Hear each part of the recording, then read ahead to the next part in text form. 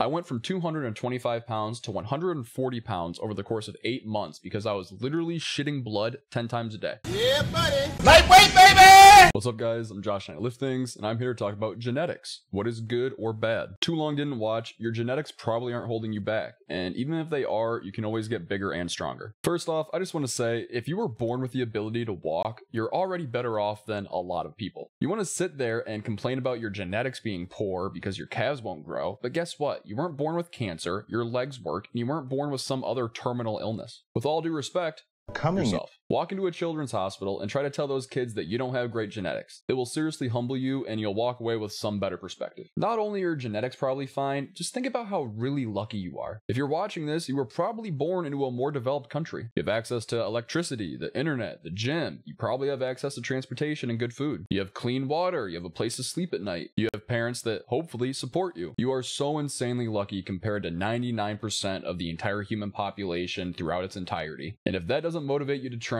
I don't know what will. But with that out of the way, let's talk about what is or isn't good genetics, at least in a bodybuilding sense. Stuff like bad bicep insertions, short calves, or even chest gaps. Now the differences don't even end there. For an elite athlete, things like VO2 max, red blood cell count, limb lengths and leverages, soft tissue integrity, tendon strength, ratio of fast twitch to slow twitch muscle fibers. The list goes on and on. Yes, there's a very real probability that you do not have these elite genetics, so you will never be an elite athlete. But this is okay. Most people don't aspire to be Olympians. Hell, this is one of the reasons that I think that PED use should be fine or encouraged or legal, because it helps to shorten the gap that genetics brings. But that's a way different topic and I digress. In reality, what someone considers to be bad genetics is entirely subjective. Sure, there are some things that are specifically sought after when you're on the bodybuilding stage or the powerlifting platform, but even those things aren't hard, fast rules. Take a look at Ronnie Coleman. He is tied for the most Olympia wins ever and has some of the weirdest ab genetics I've ever seen. He literally has a fist-sized hole in the middle of his abs. Hardly anyone would say that they want abs like that, yet he won time again and again. But in reality, beauty is in the eye of the beholder. Some people really prefer short bicep insertions. I mean, it makes your peak look that much bigger. Some people really prefer long bicep insertions. It gives you a much more full look in general. Some people have chest gaps, and sure, in a bodybuilding competition may not be perfect, but I'm sure there's people out there that find that look very attractive. A lot of gym bros will deny this, but most people are in the gym to get attention from the sex that they are attracted to. Most guys want to impress girls, not their buddies. And it turns out, you may want to be sitting down when I say this, because this is going to be a very, very off-color remark. Women are people, and people like different things. Some people are super attracted to jacked and lean looks. Some like dad bods, some like big and bulky, some like shredded and look like they'll bleed out from a fucking paper cut. Most everyone likes most anything. Your genetics do not matter. If you do not like how your body looks, join the club. It doesn't make you unique in any way to hate how you look. Everyone wishes that they could change something about their own body. The beauty is, no matter how bad your genetics are, how big your chest gap is, how low your T is, or anything else,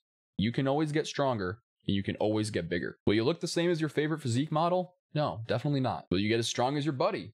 No, probably not. Will you never have any roadblocks during your fitness journey? Absolutely not. But if it was that easy, more people would be walking around looking like the top 0.1%. You are looking to make excuses as for why you shouldn't train, or for why you don't look or perform like so-and-so. Spend less time giving yourself body dysmorphia on Instagram and more time in the gym. For instance, I have Crohn's disease and I have asthma. One could say that those are pretty shitty genetics, and that person wouldn't be wrong. I also have a minor chest gap. I also have relatively short bicep insertions. I also have relatively high calves. These things suck. I have zipper abs. Some people really like them. Some people think that they're unaesthetic because they're not exactly symmetrical. Why could I not think of the word symmetrical? What the f? I went from 225 pounds to 140 pounds over the course of 8 months because I was literally shitting blood 10 times a day. I lost strength, I lost muscle, I was depressed, I lost drive, I lost everything. But when I got healthy again, I returned to the gym. I'm not going to sit there and complain about my genetics. Does it suck sometimes? Yes. But I still bench, I still squat, I still deadlift. If you have been training for less than 5 years with extremely diligent dieting, recovery, training, supplementation, steroid use, whatever, if you haven't been taking this very seriously, you have no right to complain about your genetics. You have no idea what your genetic potential, whatever the that means, even is. So obviously there isn't a lot of great advice here, and this isn't me listing off every type of good or bad genetic, because again, it's all subjective. This is just me trying to motivate you to stop worrying so much. It's not that serious, man. Hopefully, when you've been lifting for 50 years and you're 70, are you really gonna look back and say, man, I wish my calves grew that extra half inch? Probably not. And guys, that's the video. If you like this style of content, make sure you hit the like button, really helps out the channel, and then hit subscribe while you're at it. And if you like this style of content especially much, you can follow all of these socials: the YouTube, Instagram, Twitter, TikTok, Discord, subreddit, Snapchat, Facebook. You can do it all. All the links will be in the description. I post exercise content there twice a day, every single day. If I forgot something, or if you want to tell me why I'm a f***ing idiot, leave a comment down below. It also really helps out the channel, and I respond to every single one of them. And as always, thank you so much for watching, and have a great day.